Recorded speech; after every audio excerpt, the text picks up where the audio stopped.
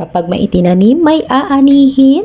Ito ay isa sa pinakasikat na kasabihang Pinoy. Nagbunga na ang mga alaala ng COVID-19, mga loves. Maraming nawala ng trabaho noong mga panahong yun. At ang mga tao na may itinanim noong mga panahong yun ay tiyak na may inaani na sa ngayon. Kagaya nitong langka. Tingnan nyo naman, ang lalaki ng ating produkto.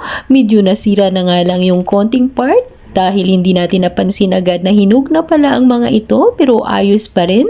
Marami pa naman tayong mapapakinabangan dyan at meron tayong ma-share na blessing sa mga mahal natin sa buhay. Ito ang kagandahan pag umaani ka na sa pinagpaguran mo. Kasi kung matamis ang prutas na ito, mas matamis pa dun ang pakiramdam. At syempre nakaka-proud na pagdating ng araw matitikman pa ito ng mga apo namin. Marami talagang lesson ang iniwan ng pandemic sa atin. Yung hindi tayo makalabas para bumili ng pagkain. Pero kung may sarili kang tanim sa palibot, hindi ka na mag-worry pa. Kaya kesa magkuya-kuy ka dyan at magchismis ng buhay ng may buhay, why not simulan mo na lang magtanim ng isang puno?